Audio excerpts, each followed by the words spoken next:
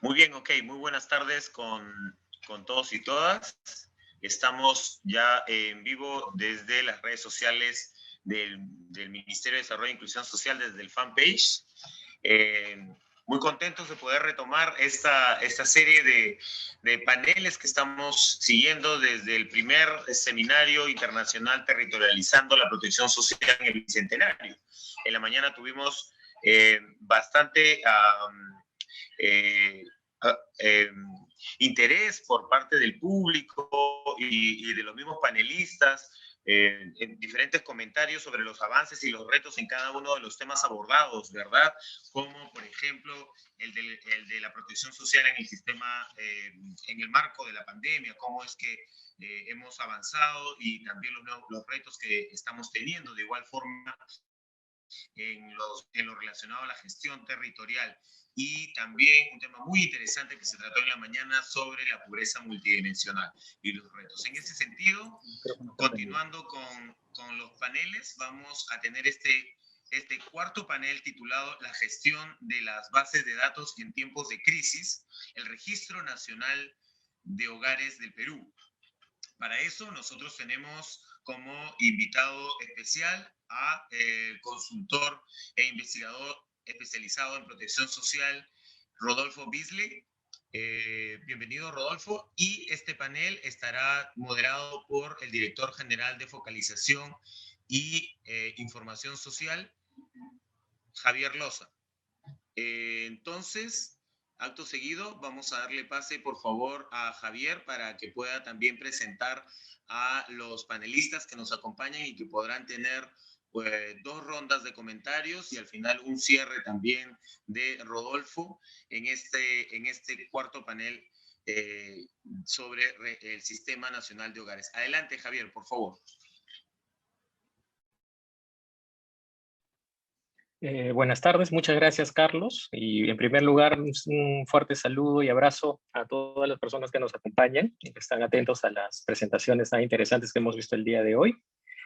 Como bien mencionas, el tema que vamos a ver en este cuarto panel es justamente la gestión de las bases de datos en los tiempos de crisis y cómo se han dado estas ante los retos justamente que hemos tenido en el contexto sanitario, ¿no?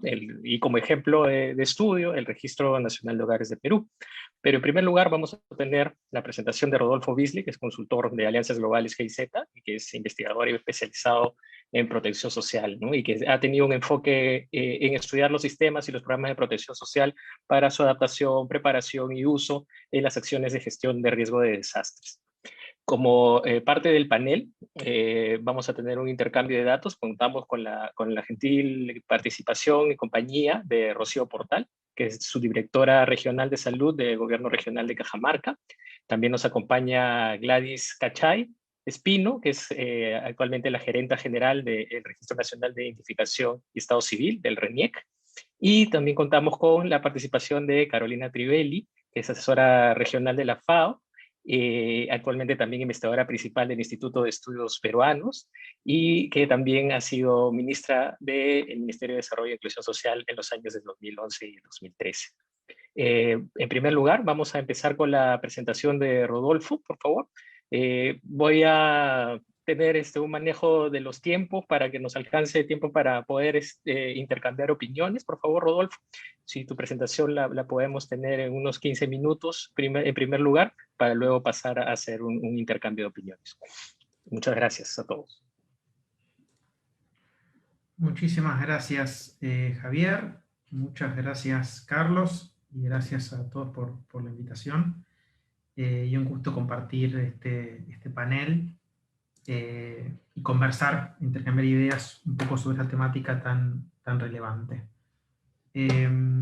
Bueno, estoy compartiendo la pantalla, supongo que pueden ver la presentación.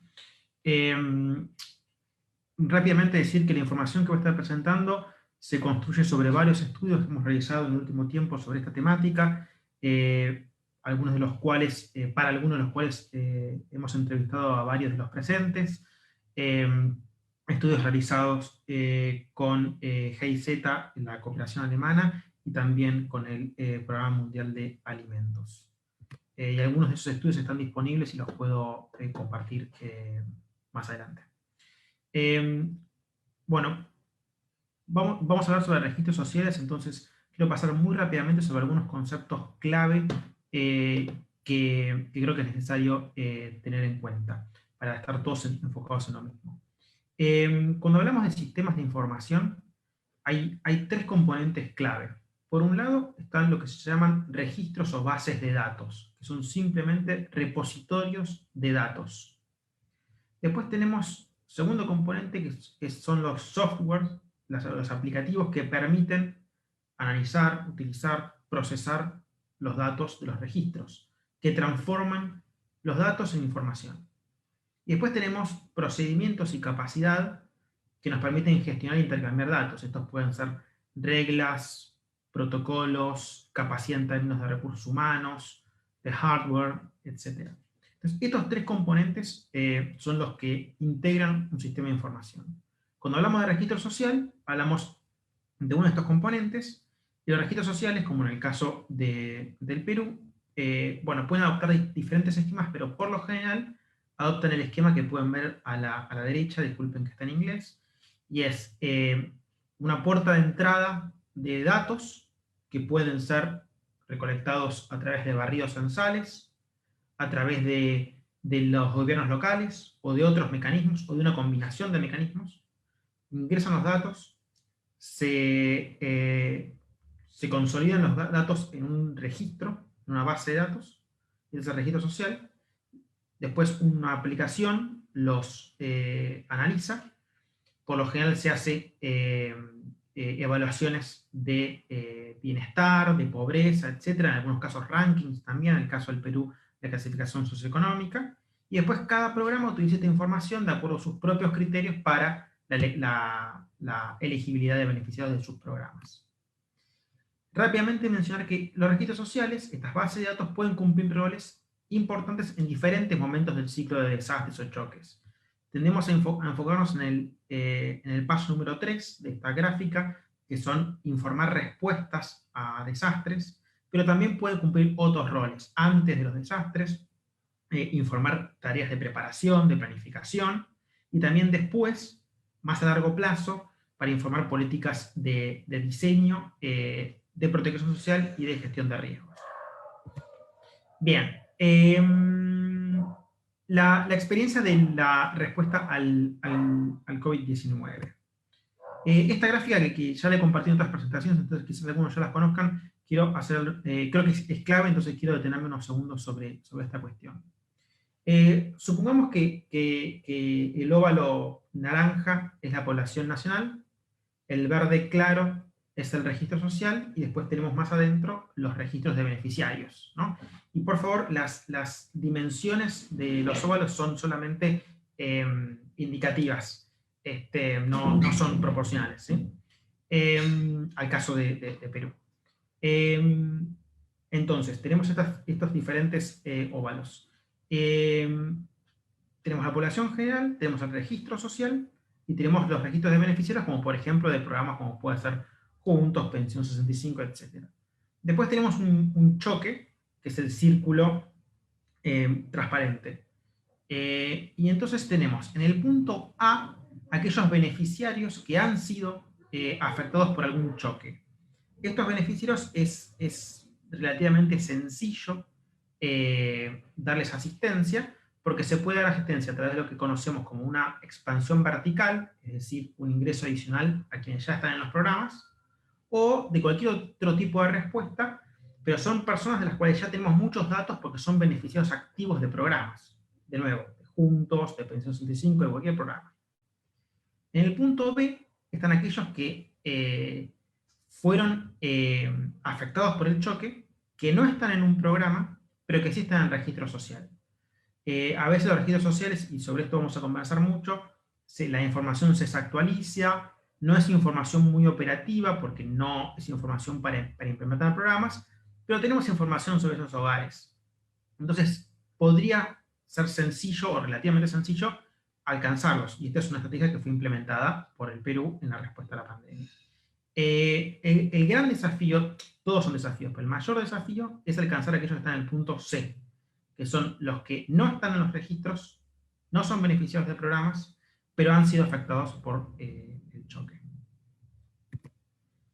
En el caso del Perú, de la respuesta al COVID-19, continuando con la misma gráfica, y de nuevo, por favor, recuerden que las dimensiones no son exactas, es simplemente un esquemático.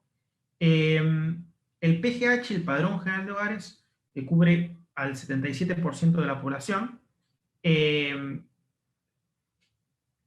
cubría a un gran porcentaje de personas afectadas por la crisis, pero por supuesto que no a todos. Entonces, en el óvalo punteado representamos la población afectada por la crisis, ¿no?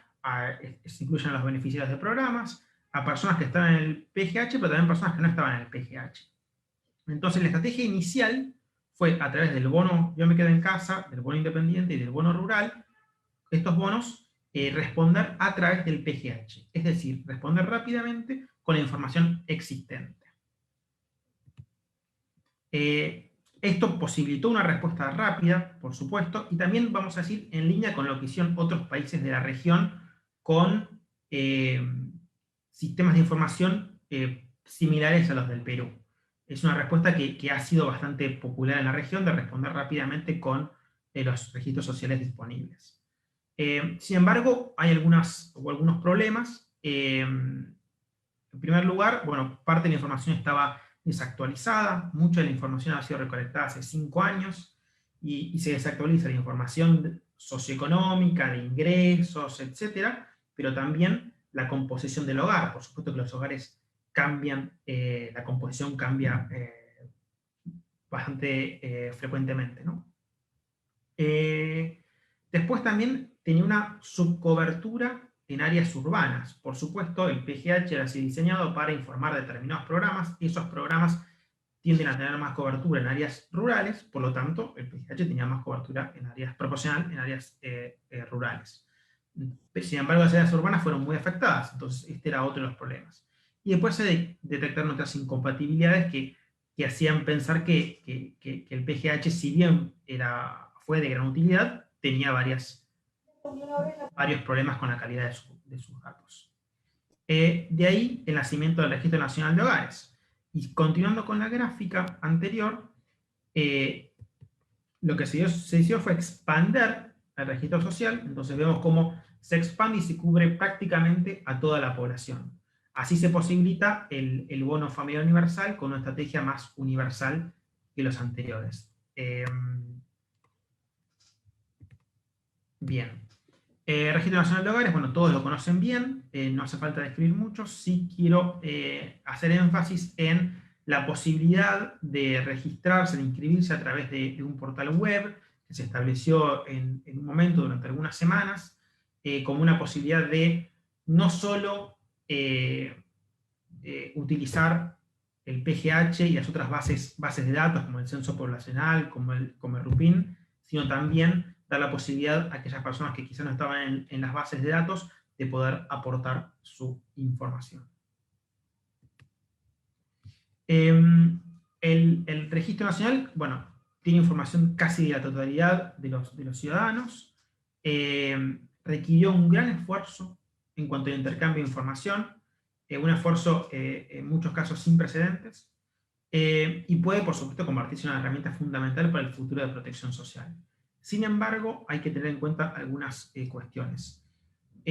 Como la mayoría de la información proviene de bases preexistentes, el Registro Nacional es tan bueno como la calidad de los datos de esas bases preexistentes.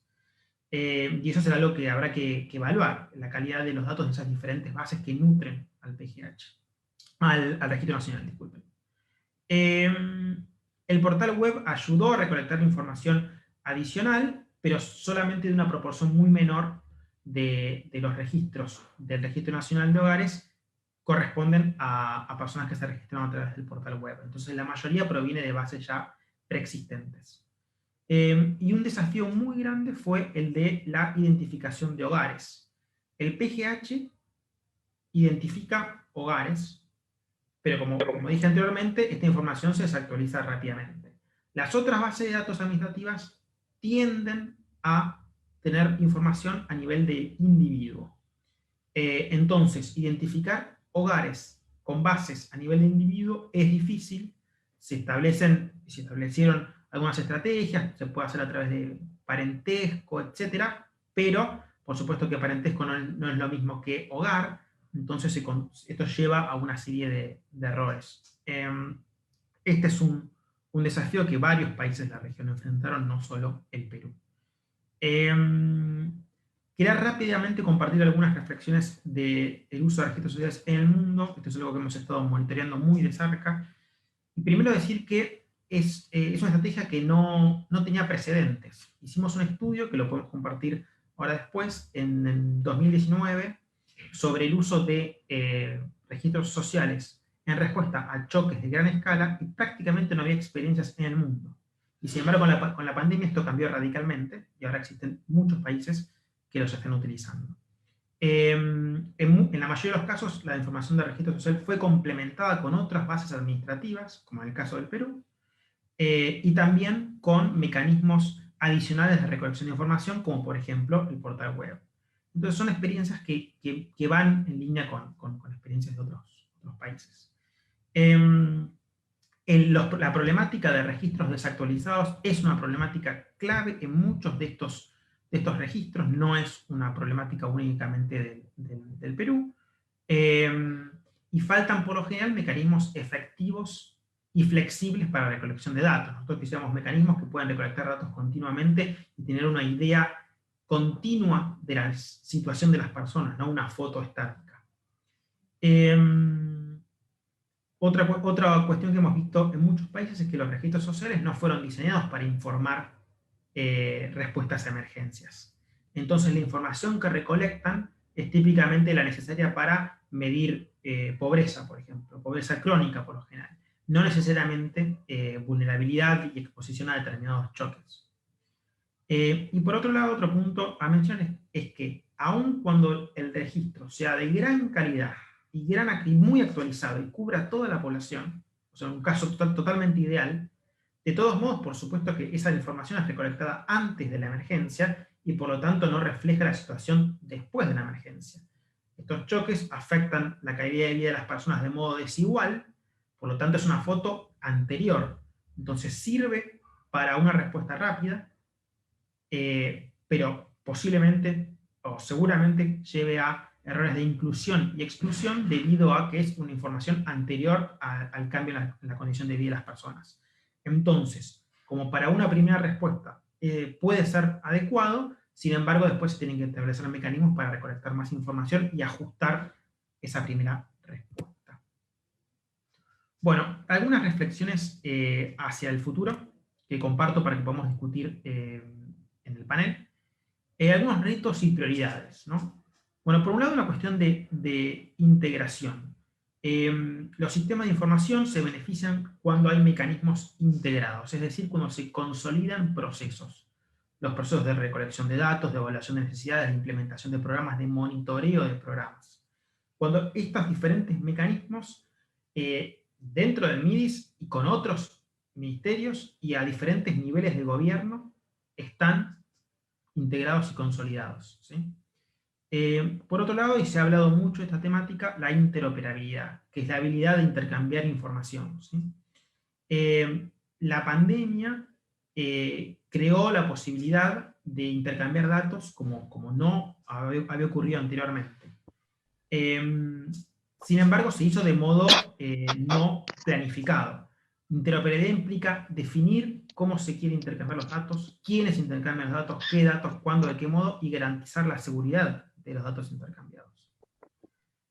Calidad de datos. Cuando hablamos de calidad hablamos de muchas cosas, pero yo propongo enfocarnos en 6 puntos. Cobertura, cuán actuales son los datos. Accesibilidad, que todas las personas y las entidades encargadas de, por ejemplo, responder una respuesta tengan acceso a esos datos. Relevancia, que la información recolectada sea relevante para las medidas que se quieren implementar.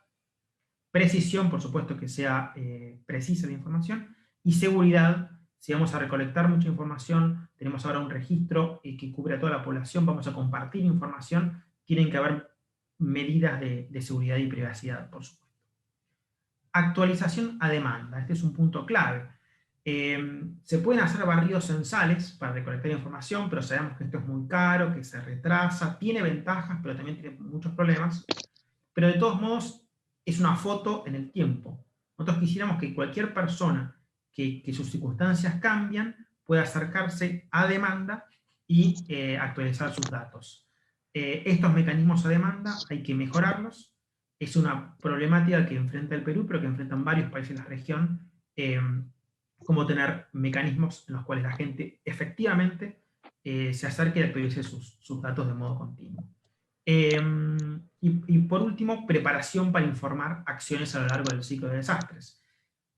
Si los registros fueron inicialmente, sobre todo el PGH, diseñados para otras cuestiones, se van a ser utilizados para informar preparación y respuesta a choques, entonces hay que prepararlos para cumplir esas funciones. Todas estas dimensiones están atravesadas por la territorialización, los diferentes niveles de gobierno interactuando para poder cumplir estos diferentes retos. Quería proponer también rápidamente algunas recomendaciones que han surgido de estos diferentes estudios que podemos discutir. En cuanto a la interoperabilidad, es importante primero desarrollar un modelo de interoperabilidad. ¿Qué es esto? Es claramente roles y responsabilidades y estrategias de cómo se van a intercambiar los datos. Hay casos interesantes en la región, el caso de Chile, el caso de Argentina, que hace muchos años que tienen este tipo de modelos. Luego de tener un modelo de interoperabilidad, este modelo tiene que ser acompañado por protocolos, legislación, acuerdos entre ministerios, entre niveles de gobierno, capacidad tecnológica, para que el modelo de interoperabilidad sea implementado efectivamente. Actualización de datos. Posiblemente sea necesario combinar diferentes mecanismos. La actualización a través de las ULE, como se hace actualmente, a través de los gobiernos locales, a través de un portal web continuo, digamos, con base en la experiencia del año pasado.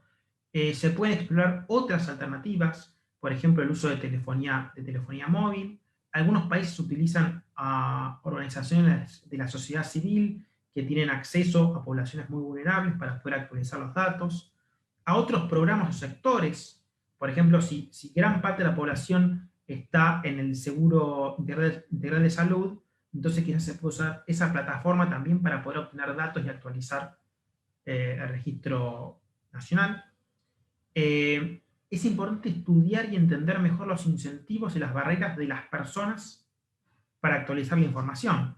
Por supuesto que si vos tenés un cambio en tu hogar que va a hacer que pierdas un subsidio, es menos probable que vayas a actualizarlo. Si el cambio hace que ahora sos elegible un subsidio, bueno, eso invita a que vayas a actualizar tu información, pero de todos modos, toda esa dinámica de incentivos para actualizar información hay que entenderla mejor en los diferentes segmentos de la población y sobre todo en los más vulnerables. También fortalecer las capacidades de las ULE, que sabemos que no todas tienen la capacidad necesaria para asegurar que el registro se mantiene actualizado. Identificar qué información y de quiénes tiene que ser recolectada y actualizada. No tiene que ser la información de todo el país, de toda la población, toda la información. Hay determinada información que es necesaria solamente para determinados grupos poblacionales. Entonces, eso es importante definir. Preparación para informar gestión de riesgo. Recomiendo mucho estudiar la experiencia de República Dominicana en este sentido, el uso del registro social de República Dominicana para informar tareas de protección civil y gestión de riesgo, cómo se puede vincular, por ejemplo, utilizar la georreferenciación de un registro social para dar información a gestión de riesgos. Es importante vincular información de evaluaciones de daños con registros sociales para que las dos bases de datos se nutran. Generar la capacidad para recolectar información rápidamente e inscribir personas damnificadas luego de un choque. Ya decíamos, por más que el registro social sea muy fuerte, de todos modos tendrá que haber una instancia ex post, entonces generar esa capacidad. Y por último, en cuanto a la calidad de información, esta es una tarea que mejorar la calidad va mucho más allá del registro social. Todas las bases de datos que nutren al registro social, bases de datos de diferentes ministerios, de diferentes niveles de gobierno que pueden nutrir al registro, tienen que, su calidad tiene que estar mejorada. Entonces, y garantizada. Entonces, ese es otro desafío.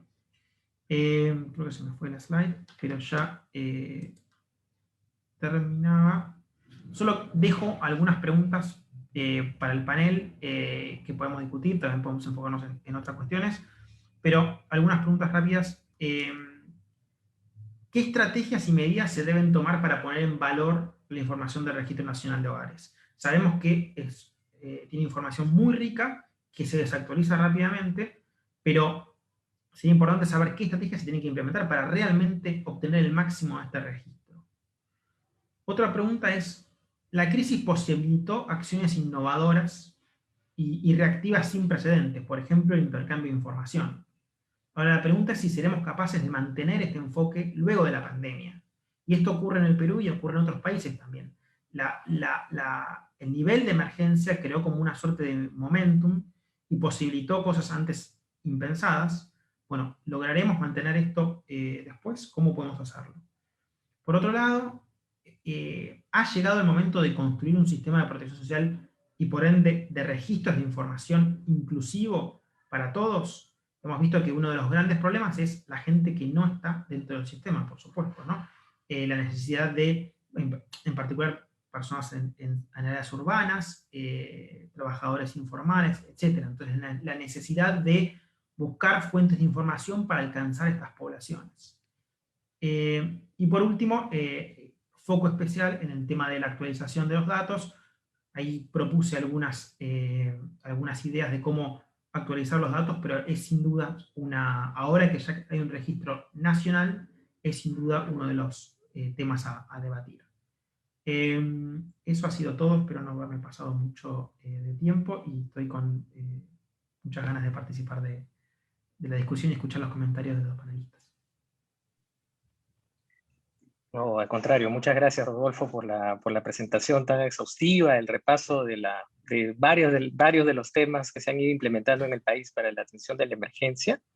Y en realidad, pues eso ha sido un proceso, como bien lo has señalado, bastante complejo y que ha ameritado toda una serie de cambios e innovaciones que se han dado, ¿no? Y la verdad, las preguntas que nos dejan, creo que dejan bien pauteado cómo podemos ir intercambiando algunas ideas, porque ahora, obviamente, ¿no? Todos podemos mirar hacia atrás y mirar lo que se ha hecho, pero el desafío siempre queda hacia adelante, ¿no? ¿Cómo podemos hacer sostenible aquellos cambios que han favorecido y cómo podemos prepararnos mejor para poder tener estos sistemas realmente listos para poder atender las necesidades de la población? En ese sentido, quería empezar el intercambio de ideas escuchando por favor, a Gladys Cachay del RENIEC, es la gerenta general. Ha estado, el RENIEC es la entidad, obviamente, que ha estado muy involucrada en el diseño del Registro Nacional de Hogares y que tiene también parte de la administración que se le ha dado, a la cual se le ha dado sostenibilidad para el año 2021. Y creo que sería bueno escuchar su perspectiva, ¿no?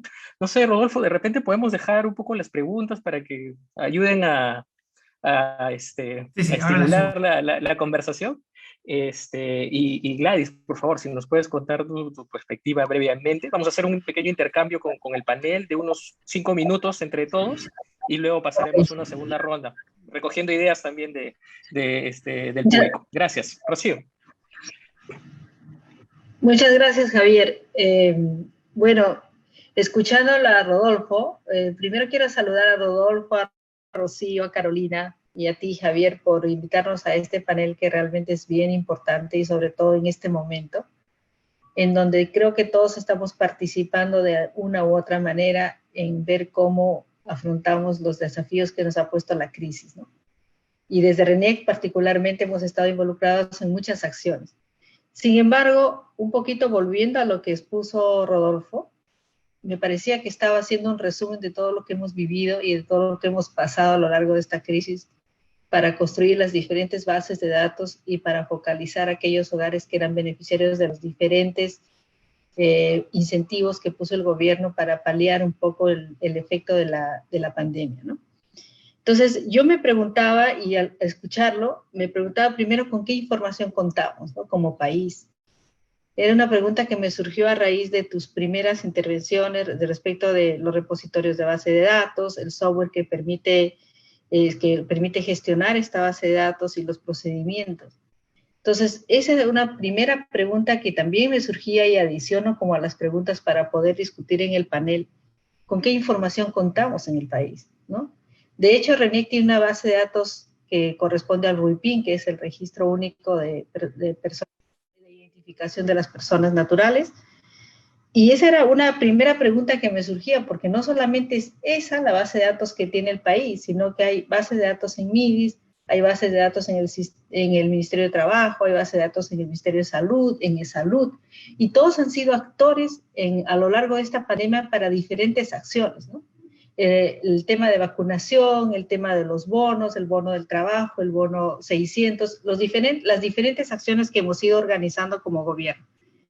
Y la segunda pregunta que me venía a la mente cuando tú hablabas de los roles, y yo me preguntaba, ¿para qué tenemos estas bases de datos, ¿no? En tiempos normales, previos a la pandemia, pues uno dice, ¿no? Hay que hacer el RUIPIN, bueno, es una cosa que surge a raíz del proceso de identificación de las personas, pero esa es una base de datos que está siempre disponible, y también las bases de datos que tiene el MIDIS, la que tiene el Ministerio de Trabajo, son bases que se construyen en función a las necesidades de cada institución.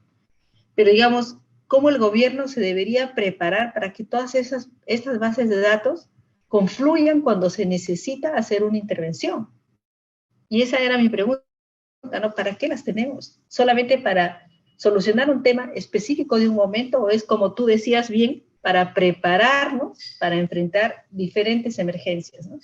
Y considerar aquellas cosas que tú has señalado perfectamente en temas de actualización, en temas de desactualización de las propias bases de datos por la naturaleza que tienen. Y después decía, ¿a quiénes tenemos en las bases de datos, no? Tenemos a la población nacional, los tenemos a todos. Nosotros hemos tenido últimamente grandes discusiones en RENIEC respecto del padrón electoral, que también incluye a todos los peruanos que tienen posibilidad de votar, y seguramente tú has escuchado las noticias. Pero hay un montón de cosas que, digamos, existen en esas bases de datos que no necesariamente, digamos, nos permiten utilizarlas tal como están en el momento que las necesitamos, ¿no? Entonces, eran unas preguntas que me surgían, y después los otros temas relacionados a, digamos, al tema de interoperabilidad. Por supuesto que ese es un tema muy importante. Tenemos ahora una PIDE, pero tiene información muy básica. Entonces, ¿cómo vamos a ir a los siguientes niveles para ir construyendo sobre esta información otro tipo de información que sea importante para la sociedad y para las instituciones, ¿no? Entonces, yo creo que hay un montón de temas que tendríamos que abordar como lecciones aprendidas de la pandemia. Ahí también, pues, tú señalabas en las lecciones, ¿no? Tenemos que estar preparados para dar respuesta a una emergencia. Es importante dar una respuesta rápida. En principio, usamos la base de datos que está disponible en el momento, pero luego hay que hacer estas actualizaciones, hay que crear estos mecanismos. Mira, cuento un ejemplo en el tema de vacunación.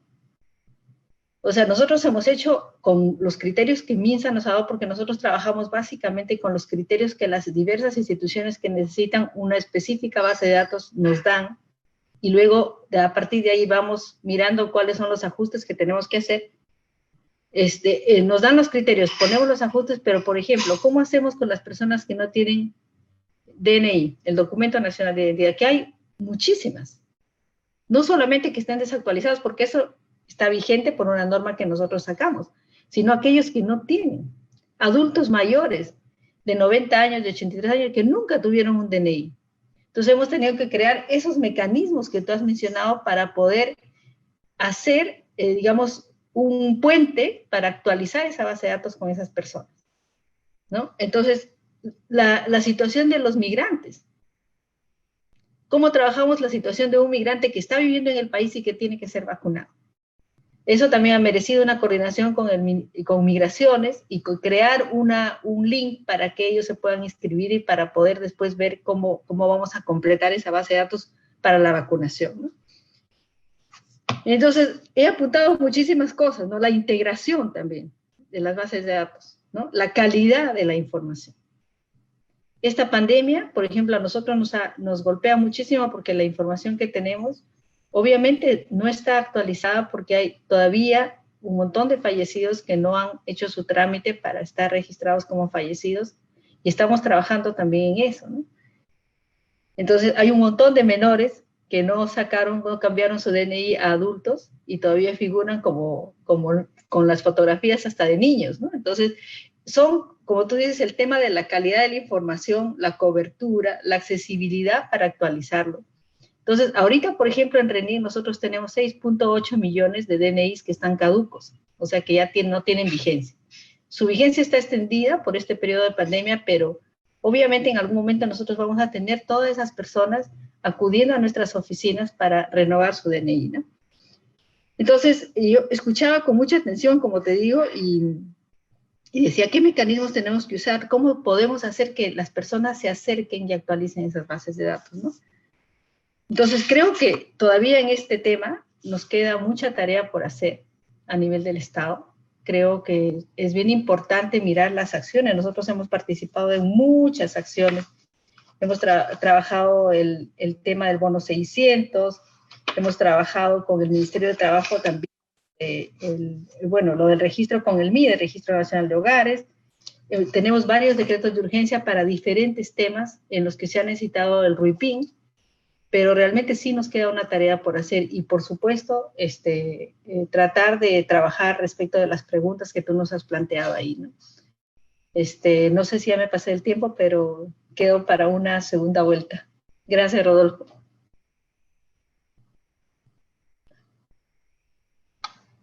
Muchas gracias, Rocío. Discúlpame, estaba queriendo prender mi micrófono. No, al contrario, gracias a ti. Y más bien, ahora vamos primero, acabamos la primera ronda, intercambiando estas ideas generales. A continuación, quería invitar a Carolina Trivelli. Por favor, Carolina, también para intercambiar esta primera reacción ante la presentación de Rodolfo y las preguntas que nos ha dejado de tarea. Gracias, Javier. Muchas gracias, Rodolfo, por la presentación y al MIDIS por la invitación. Siempre es un enorme gusto participar en actividades del MIDIS. Ustedes saben que está demasiado cerca a mi corazón. A ver, yo creo que este es un tema fundamental y creo que más que tratar de darles respuesta a las tremendas preguntas de Rodolfo, creo que deberíamos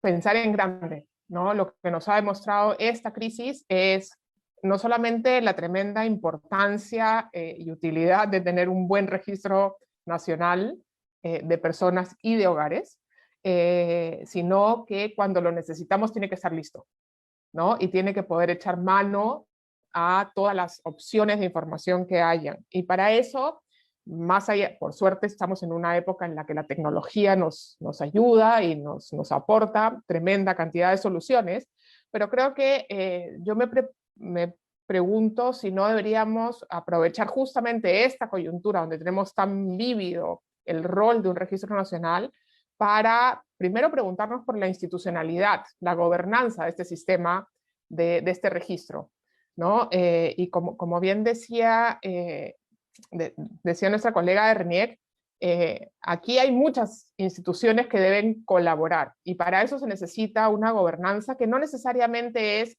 la de un registro que está alojado en un sector y que se utiliza en determinado momento. Esto requiere probablemente una institucionalidad un poquito más sofisticada, donde haya corresponsabilidad de distintos sectores, niveles de gobierno, pero también posibilidad de ser propositivos y unos temas de control de calidad, de seguridad, que son bien importantes, sobre todo porque es una información muy sensible. Pues yo creo que un tema que deberíamos discutir y poner en la agenda futuro es cuál es la institucionalidad que debe gobernar este registro y este sistema interoperable de acceso a información. Los segundo tiene que ver con el tema de cómo se actualiza este registro, ¿no? Y yo creo que todos quisiéramos que toda la información que hay se pueda combinar, se pueda juntar, y ese es el sueño que tenemos hace demasiado tiempo y todavía no estamos ahí, ¿no? Las bases de datos unas no conversan más, las formas en las que están organizados los datos no permiten necesariamente esta interoperabilidad tan rápida, ¿no? Tratamos de hacer un pequeño ejercicio cuando se lanzó Jaliwarma con salud y educación para generar una posibilidad de hacer seguimiento nominal a los niños y todavía no la tenemos, ¿no? O sea, han pasado como 8 años y todavía seguimos en eso.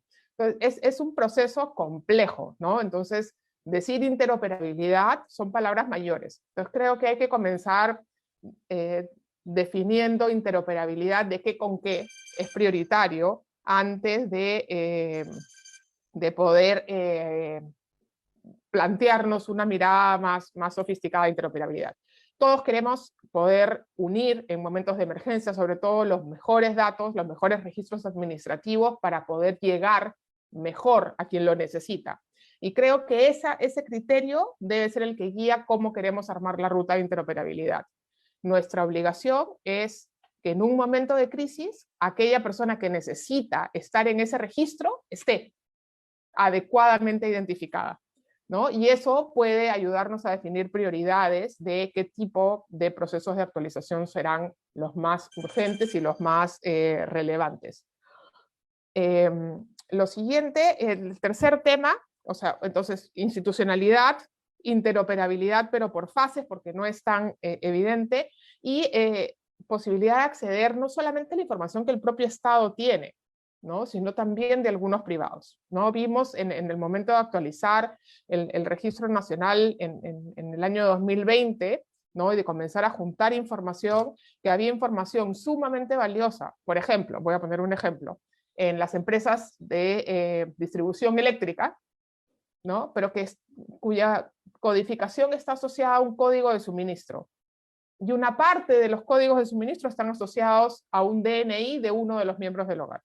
Pero no en todos. Entonces, bueno, ¿cuál es el proceso que tendríamos que hacer si esa información fuera vital para mejorar el registro nacional? ¿Qué tendríamos que lograr que suceda con la información que mantiene este ente privado, ¿no? Para poder hacerla compatible. Entonces creo que ahí hay una ruta de trabajo que también es muy potente y que puede ser muy interesante. Entonces, institucionalidad, ruta de interoperabilidad con prioridades. Y lo tercero, que no es menor y que tiene que ver con el título de este seminario, es que nos encanta pensar que hay soluciones que van a resolver el problema para todos los peruanos, ¿no? Y entonces, este dato que tengo, si no está para todos los peruanos, no lo uso. Y creo que en el Perú ya tenemos que olvidarnos de esas soluciones nacionales para aceptar soluciones fragmentadas, ¿no? Y habrá para algunos peruanos información que viene de una fuente, ¿no? Del Ministerio de Trabajo, digamos, donde solo hay información para un grupo de peruanos, no para todos. Pero esa información es determinante y valiosa para ese grupo de peruanos. Hay información que viene de los registros de, no sé, comunidades campesinas. Bueno, no hay para todos los peruanos, pero hay para aquellos que están en esos registros y puede ser determinante para ellos. Y creo que tenemos que comenzar a aceptar que el registro nacional relevante para la toma de decisiones, para la entrega de ayudas, para la respuesta a una emergencia, puede tener soluciones más fragmentadas adentro y que no todos los registros tienen que tener los mismos 50 campos, sino que van a haber campos que para algunos van a estar y para otros no. Lo importante al final del día no es que la base de datos esté completa, sino que nos permita discriminar e identificar a quién se le tiene que dar la ayuda. Entonces, soluciones parciales que pueden ser diferentes para una región, para un grupo vulnerable, para una subregión, para un subestrato de un grupo de un sector productivo, da igual, ¿no? Pero creo que tenemos que aprender a sumar esa información, así no esté disponible para todos los peruanos. Dicho esto, igual creo que en determinados momentos, cuando se creó el CISFO en su nueva época, cuando se hizo el PGH, dijimos cada 4 años que se actualice, ¿no? Que se haga un censo de nuevo. No se hizo a los 4 años y parte de los problemas están ahí, pero quizá decir que cada 10 años sí vamos a tener que hacer una recolección de información general para complementar. Y termino con un último punto que también me parece central, y es que el tener un registro que sirva para casos de emergencias, ¿no? Exige que el registro tenga eso en su diseño, ¿no? Porque no es lo mismo un registro continuo que uno que sirve para momentos particulares, o que sirve para propósitos particulares en momentos de una crisis, ¿no? Y eso, si no lo incorporamos desde el diseño, en la institucionalidad, en la interoperabilidad, en la aceptación de soluciones parciales de acceso a información, no va a lograr ser realmente efectivo. Entonces tenemos una ruta grande de trabajo por hacer, pero creo que lo que no debemos es parar. Ahora que acabó, digamos, esta primera etapa de uso de este registro, no habría que bajar la guardia y asegurar que lo construimos con bases más sólidas para el futuro. Muchas gracias. Muchas gracias, Carolina. Ahora, siguiendo con las opiniones del panel, doy pase a Rocío Portal, la subdirectora regional de salud del Gobierno Regional de Cajamarca, para que también nos dé su perspectiva y los alcances, sus aportes desde la óptica, ¿no? Justamente desde el nivel regional. Adelante, por favor, Rocío.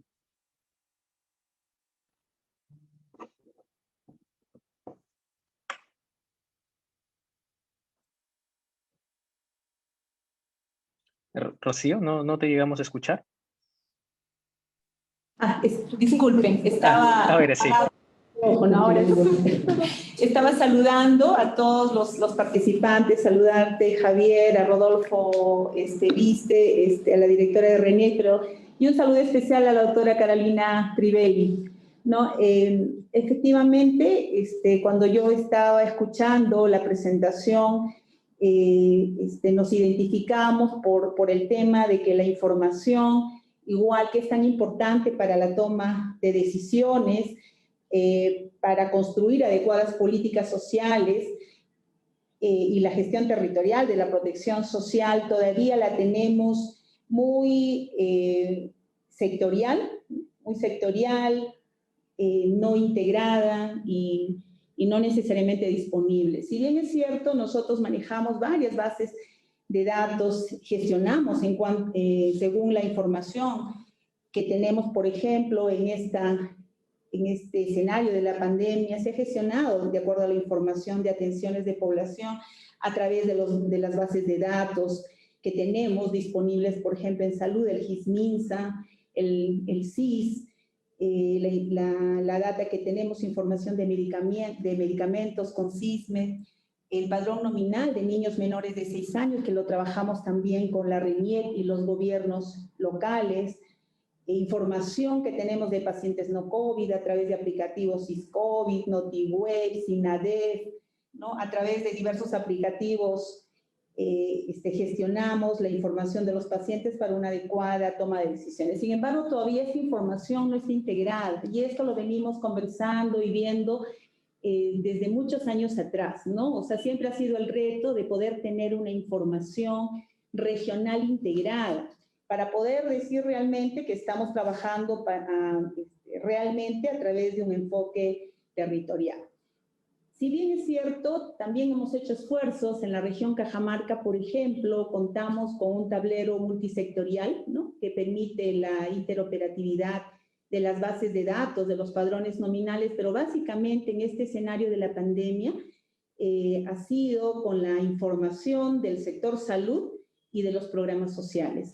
Pero 2 programas sociales, Juntos y CUNAMás, que nos han permitido tomar decisiones a través de las mesas temáticas que nos hemos reunido para poder intervenir en tal o cual problema, ¿no? Por ejemplo, si nos hemos reunido aún en este escenario difícil de pandemia, porque no podíamos descuidar nuestras prioridades regionales, por ejemplo, el tema de la anemia, la desnutrición crónica infantil. Entonces, tenemos mesas temáticas, por ejemplo, la mesa de madre-niño,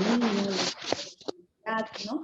Donde hemos utilizado esta información. Sin embargo, todavía es muy débil, porque repito, la información todavía es muy sectorial. No es una información que la tenemos disponible en el territorio, integrada, que nos permita tomar decisiones que todos podemos acceder. Porque cuando nos reunimos, discutir algún tema o alguna intervención, tenemos que solicitar la información a tal o cual institución. Entonces, eso todavía es un gran reto, y sí, lo que mencionaba la doctora Carolina Trivelli, por ejemplo, una experiencia importante que me parece que es valiosa y que deberíamos seguir fortaleciéndola, es la iniciativa intersectorial del Aprende Saludable, que involucró a 3 sectores, que educación, salud y desarrollo e inclusión social, que la hicimos nuestra en el territorio, porque veíamos resultados que eran tangibles, ¿no? Porque veíamos y que eran reconocidos, los resultados también reconocidos por la población a partir de un padrón nominal. O sea, teníamos una información que la manejábamos los 3 sectores, ¿no? Donde a partir de esto podíamos saber cuántos niños que de las escuelas eran atendidos por el Programa Nacional de Alimentación Jariwarma, estos niños cuántos tenían atención integral de salud, cuántos tenían la medición oftalmológica para poderles dotar de lentes que eran importantes también para los estudios, y asimismo cuántos de estos niños recibían las adecuadas metodologías de aprendizaje adecuado. Entonces, hay experiencias, por ejemplo, que me parecen muy valiosas en el territorio. Es importante que en el territorio, en este caso, el gobierno regional haga suyo y de alguna manera pueda construir bases de datos territoriales que nos permita tomar decisiones. Yo creo que ahí todavía tenemos un reto, como repito, porque la información todavía está fraccionada y eso nos limita en la toma de decisiones. Cuando uno necesita una información, tiene que llamar a tal o cual institución, lo que no debería ocurrir. El gobernador regional de Cajamarca, él siempre está a la vanguardia de la tecnología, de la información, se ha planteado como un reto esto, por eso hemos iniciado con este tablero multisectorial que nos parece que es importante, que es el punto de partida para poder construir a partir de este tablero que solamente en este momento tenemos del sector salud y de Juntos y Cuna Más, poder también incorporar a otros sectores, no solamente en el tema social, en el tema de desarrollo económico. Entonces, por ahí yo creo que tenemos que seguir estableciendo estrategias. Esta pandemia ha puesto de alguna manera en la agenda pública el tema de contar con un adecuado sistema de información, ¿no? Para construir un sistema de protección social acorde a las necesidades de la población. No sé si por ahí yo me quedo en esta primera intervención. Sí, Rocío, muchas gracias por la participación. Quería resaltar algunos de los puntos que has mencionado. Me alegra porque son casi como temas que vienen recurriendo y que creo que es aspectos que podemos lograr algunos consensos, ¿no? Y específicamente construir sobre experiencias que han sido exitosas, ¿no? Esta experiencia, por ejemplo, del padrón nominado de niños y niñas que acaba de mencionar Rocío, es un ejemplo de cómo se puede integrar información de distintas fuentes, que justamente uno de los aspectos relevantes que se había mencionado tanto desde René como lo había mencionado Carolina Trivelli, ¿no? El hecho de poder tener soluciones parciales, incluso de potenciar un poco la cartera de servicios, ¿no? de información, promover la innovación probablemente están muy de la mano con los aspectos que hemos visto durante la pandemia, pero también con poder tener una institucionalidad más fuerte y un aspecto de gobernanza robusto, porque evidentemente probablemente sea imposible poder prever todas las posibilidades que pueden ocurrir de distintas necesidades de servicios sociales y mucho peor aún en un estado de emergencia, prever de antemano absolutamente todas las posibilidades parece un poco difícil, pero quizá una solución es pensar en un marco que permita justamente tener niveles de adaptabilidad y niveles de desagregación que permitan tratar de llegar lo más flexible posible hacia los ciudadanos. Y en ese sentido, y tratando de integrar un poco las ideas, quería empezar esta segunda ronda. Nos hemos extendido un poco porque en realidad todos teníamos mucho que aportar, y me parece eso positivo. Pero en esta segunda ronda más bien quería hacer un enfoque, ¿no? Ya habiendo puesto sobre la mesa todas estas ideas, sobre a la luz de los retos que se han planteado y a la luz de lo que ya hemos vivido durante el contexto sanitario actual, la situación de emergencia, si podemos resaltar, hacer el esfuerzo de resaltar una o dos lecciones que consideremos que son las más importantes y tratar de plantear una agenda en el corto o mediano plazo, es decir, a raíz de la lección más importante de lo que hemos vivido, cuál debería ser la agenda inmediata a plantearse, ¿no? Y yo quería nuevamente empezar por Gladys, desde el RENIEC, ¿sí? Podemos dar esta idea y al final, solamente para explicar cómo vamos a hacerlo esto en 3 minutos, cerramos la conversación con los panelistas y voy a invitar nuevamente a Rodolfo para que recoja todo lo que hemos hablado y nos ayude también a cerrar estas ideas y consolidar una pequeña agenda. Por favor, Gladys. Gracias, Javier. Mira, muy importante todos los temas que ha tocado tanto Carolina como Rocío.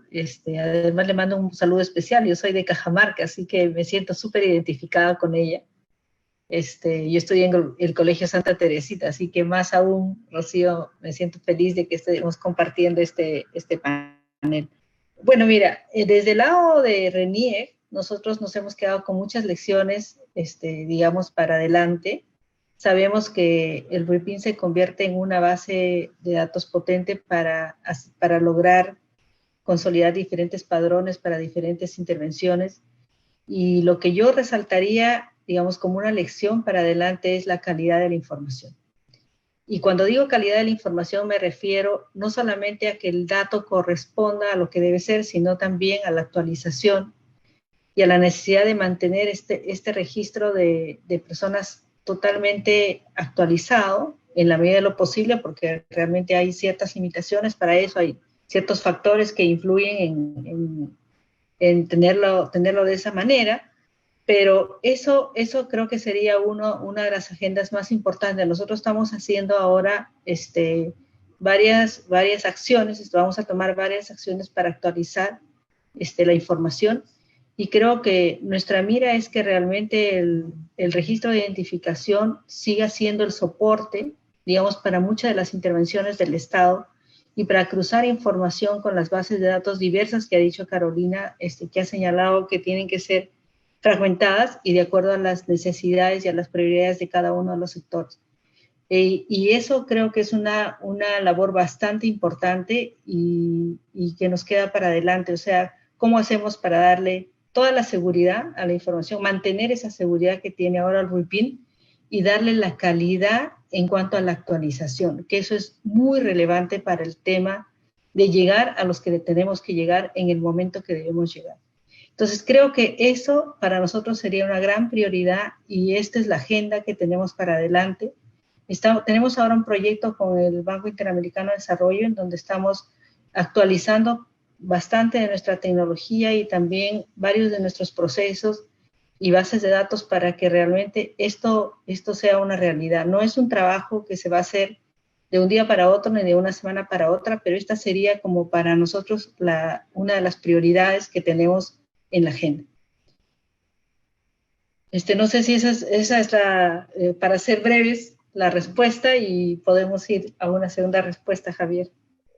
Sí, no, gracias Gladys. Es más o menos lo que queríamos empezar a aterrizar, ¿no? Es decir, de toda esta experiencia, cuáles son los conceptos más grandes que estamos adquiriendo, ¿no? Cuáles son las lecciones aprendidas más importantes y cuál ayudarnos un poco a tratar de plantear alguna agenda, ¿no?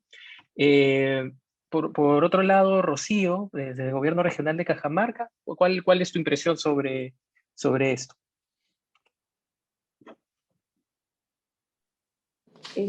Bueno, yo veo como una lección aprendida mucho más aún en este escenario tan difícil de pandemia que estamos viviendo. Creo que se ha evidenciado mucho más la importancia de la calidad y oportunidad de la información para la toma de decisiones en el territorio, ¿no? Que responda realmente a la problemática y a las expectativas de la población. Eso yo creo que es importante también el tema de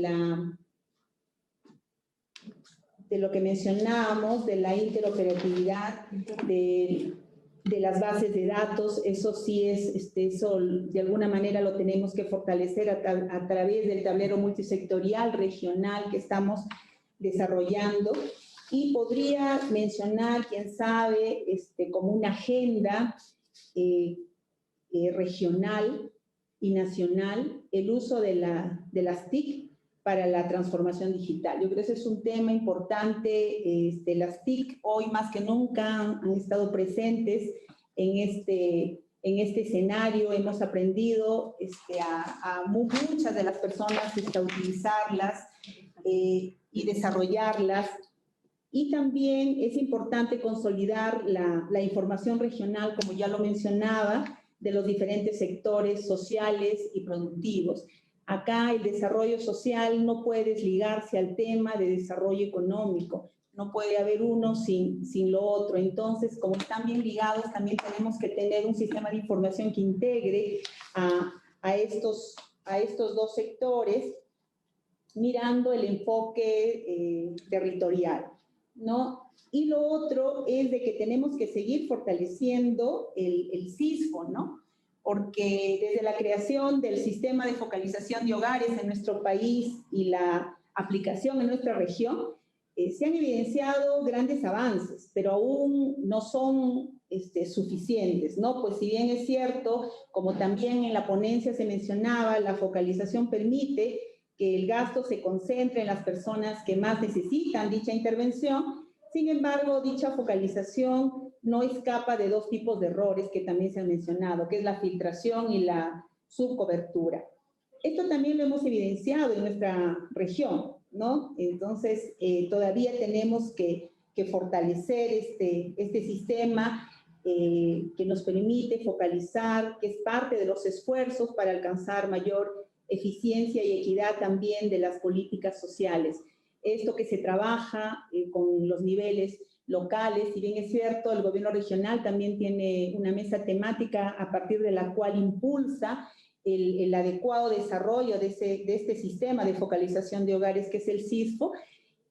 Todavía nos falta articular a más actores, y no solamente esa articulación, porque el reto es el involucramiento, ¿no? Porque en la articulación a veces no logramos tener una visión compartida, y eso es un gran reto del enfoque territorial. O sea, como el cambio del enfoque sectorial al enfoque territorial teniendo una visión compartida regional de desarrollo social. Entonces yo por ahí me quedaría en cuanto a las lecciones y la agenda, en este caso como gobierno regional de Cajamarca.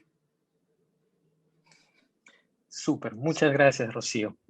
Ahora doy pase a Carolina, por favor.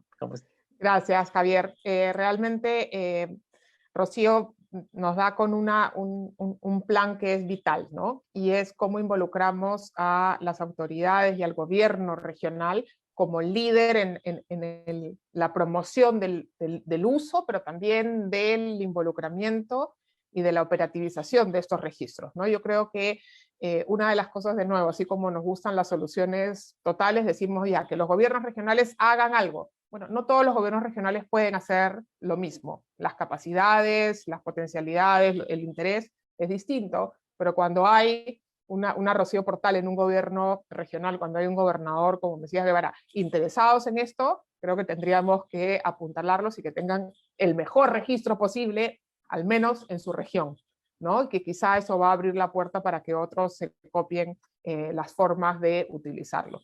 Y esto me lleva al punto que yo quería hacer.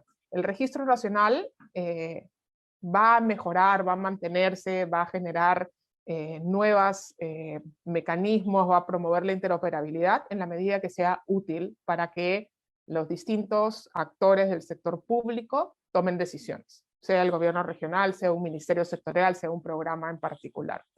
Y entonces tenemos que hacerlo útil. Tiene que ser muy adecuado para responder a estas demandas, para implementar acciones. Y entonces yo creo que cuando se encuentra un operador que está haciéndolo bien, hay que ir tras fortalecer y avanzar con ese fragmento del registro nacional, porque ahí es donde van a estar las soluciones. El registro nacional, en realidad, antes lo veíamos como una base de datos plana, con muchas columnas, que le seguíamos agregando columnas.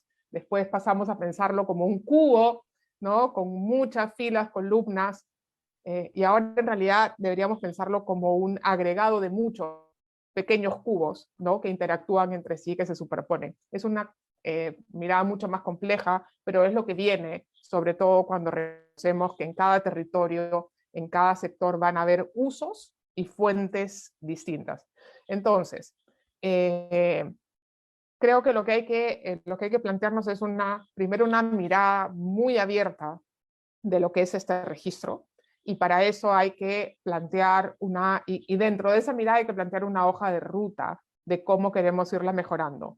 Lo primero es priorizar esta necesidad de avanzar en la interoperabilidad, pero como decía Gladys, con los criterios de seguridad, de cuidado, de protección de los datos personales que estamos aquí involucrando.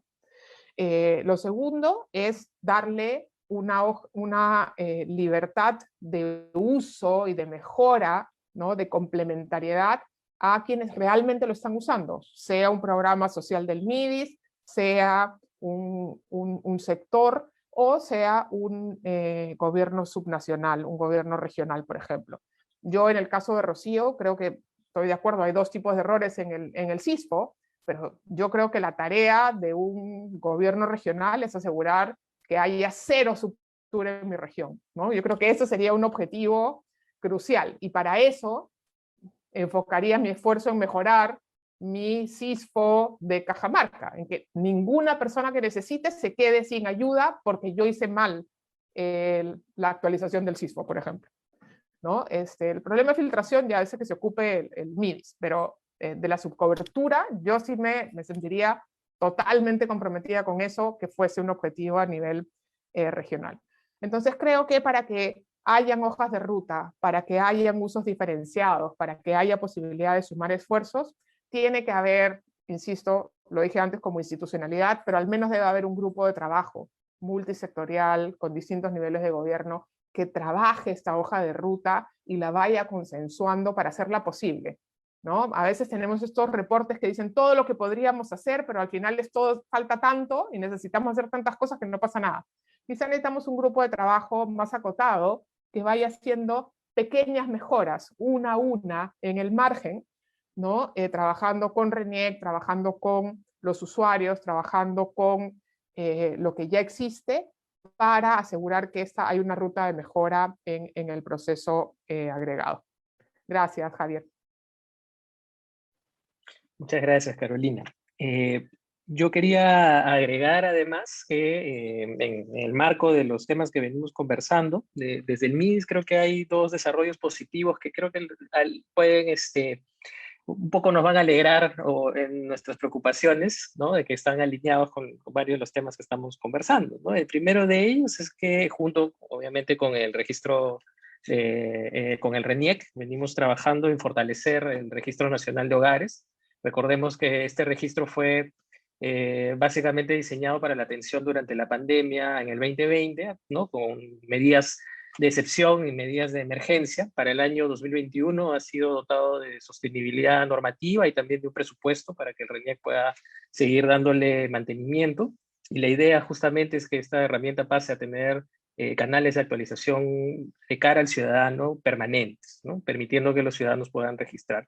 Y esto se complementa con los canales ya existentes del CISFO, de tal manera que se termina potenciando y ampliando su cobertura a nivel nacional.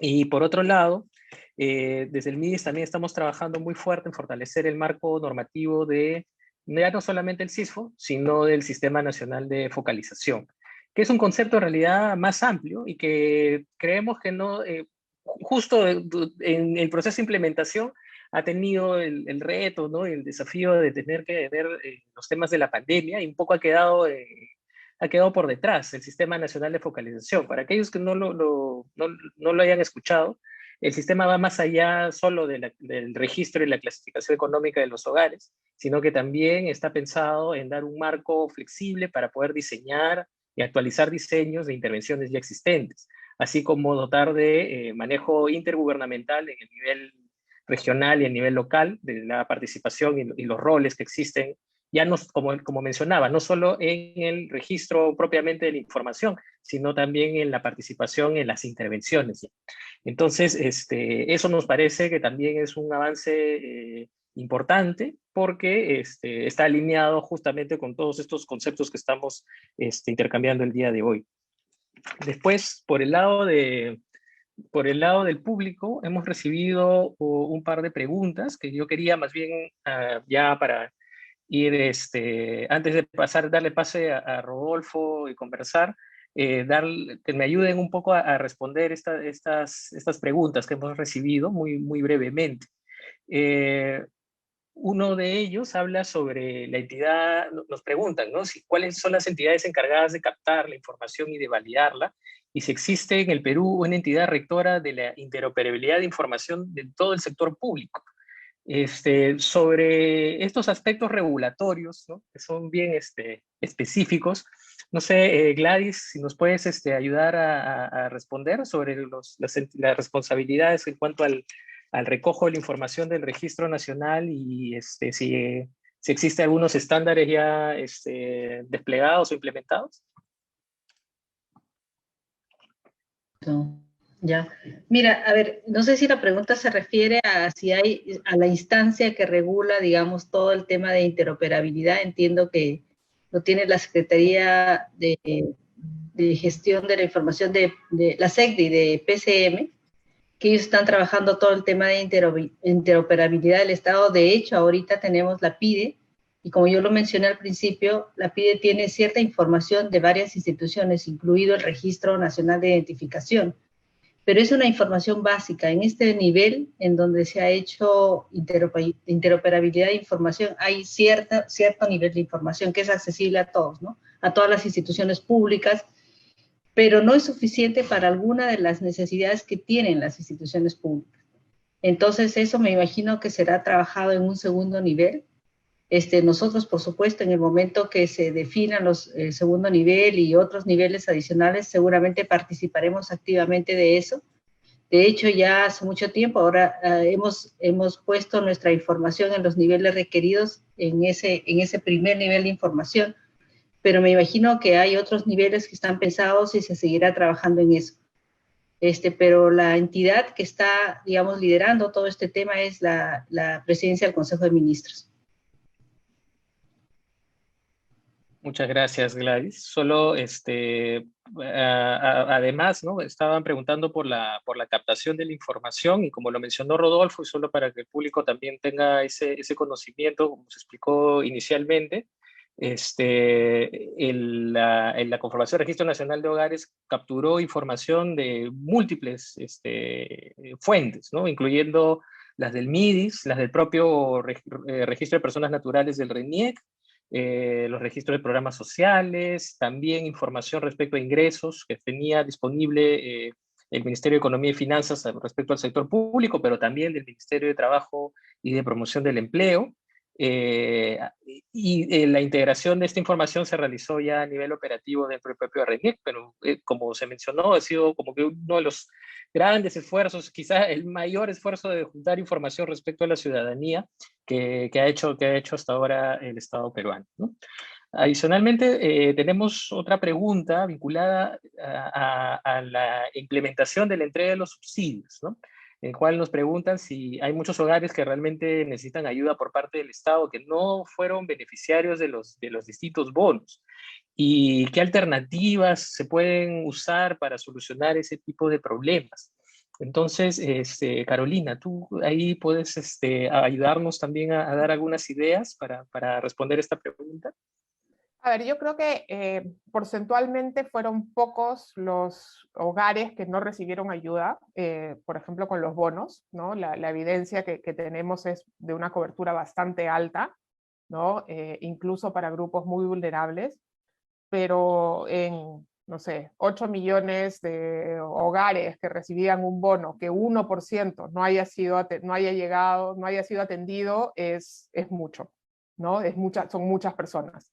Y como decía en mi comentario anterior respecto a la subcobertura, es decir, que hay alguien que necesita la ayuda y que no le llegue porque no está adecuadamente identificado en un registro, eso es lo que debería cuestionarnos antes que cualquier cosa, ¿no? Construimos el registro o usamos el registro para asegurar que podemos llegar con ayuda a quien lo necesita en el momento correcto.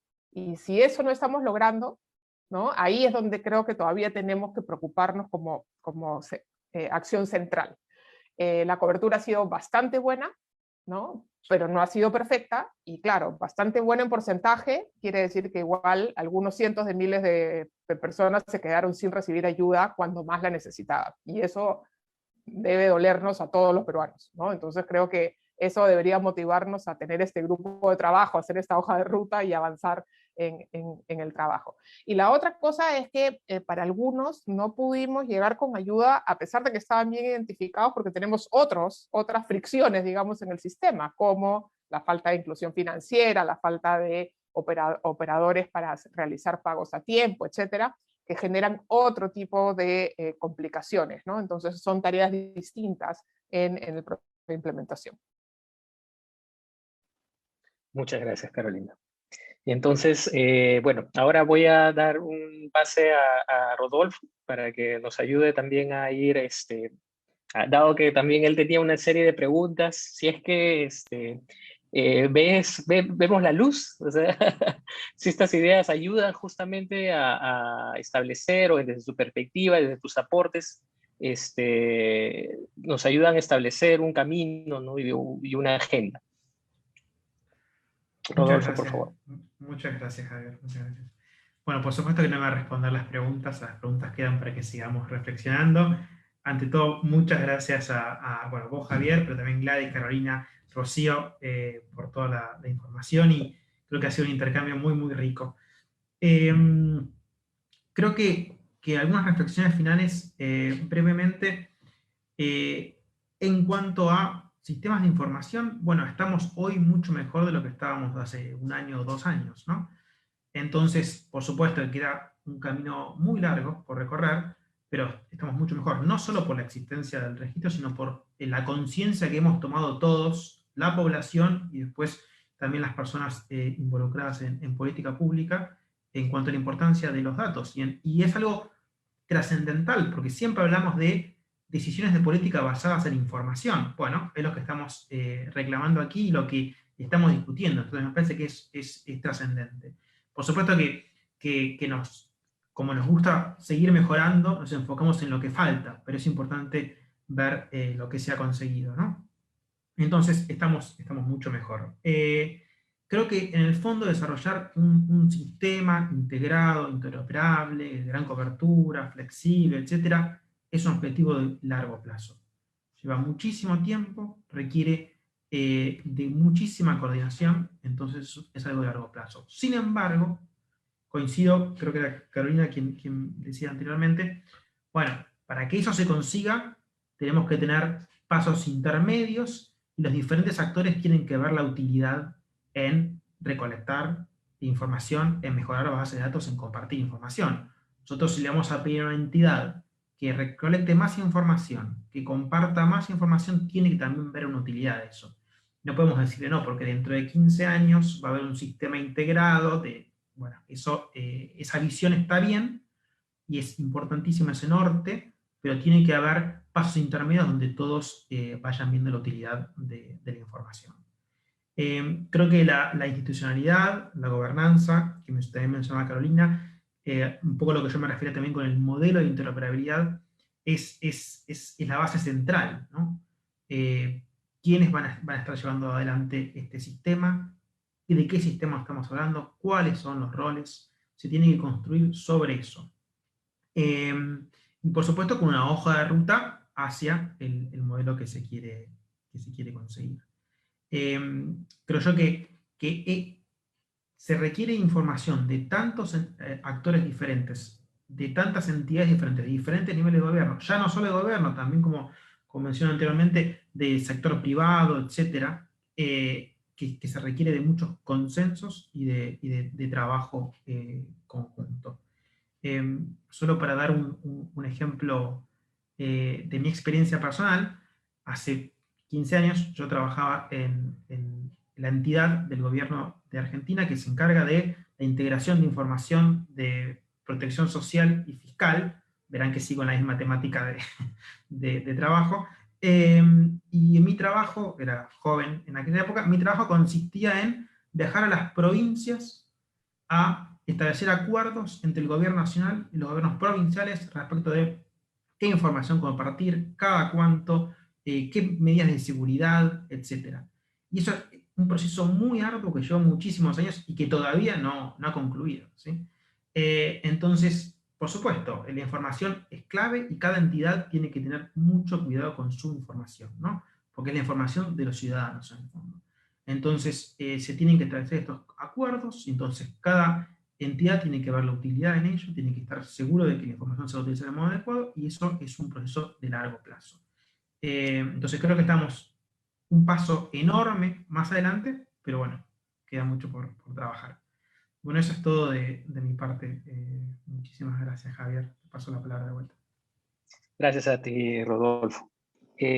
Bueno, y ya acercándonos en los últimos minutos de este panel, sí, un poco redondeando y tomando varias de las cosas que se han mencionado, y creo que quiero resaltar algunos conceptos que me parecen importantes, ¿no? Este concepto de tener una mirada abierta, es decir, ha habido varios aprendizajes. Sin embargo, es obvio que la situación no ha sido la ideal de todo del estado de los registros, y hemos tenido que ir aprendiendo sobre el paso. Parece importante que sobre la base de estos aprendizajes, evidentemente cambiemos algunas cosas, ¿no? Es decir, hemos tenido que echar mano de nuevas opciones, algunas de ellas muy parecidas a las que se han planteado, ¿no? El uso, por ejemplo, de información parcial, algo de eso ha hecho el Registro Nacional, porque al no contar con evaluaciones económicas del total de la población, se tomó evaluaciones económicas en la porción de la población que estaba disponible, pero se optó por otro esquema de evaluar económicamente a través de ingresos al resto de la población. Entonces, eso nos da justamente, creo que parte de tener una mirada amplia a la solución del problema. Y la solución del problema tiene que tener necesariamente, y en relación al tema general de todo el evento, un enfoque territorial, ¿no? Antes que sectorial. Eso me parece que es una idea indispensable, que muy bien fue señalado desde el gobierno regional de Cajamarca, porque esta territorialidad es la que está pegada a la realidad del ciudadano y la que tiene las necesidades, ¿no? Entonces, indispensable partir desde el territorio y más bien cómo nosotros podemos servir y enfocarnos directamente a las necesidades del ciudadano. No olvidar los aspectos de seguridad y de protección de los datos personales. Este ha sido un tema relativamente nuevo, pues sabemos que a medida que se va incrementando la cantidad de información, yo creo que está en discusión no solo acá en el país, sino en todo el mundo. A medida que han ido aumentando todos estos repositorios y megas bases de datos, han aparecido riesgos reales, ¿no? Y ya no estoy hablando del país, estoy hablando a nivel mundial. Incluso empresas privadas muy grandes vinculadas al manejo de información, como redes sociales, por ejemplo, muchas veces tienen algunos riesgos que han tenido que aprender a mitigar. Creo que desde esa perspectiva nosotros tenemos que aprender de todos los problemas que ha habido y implementar estas medidas con seguridad y con protección de los datos.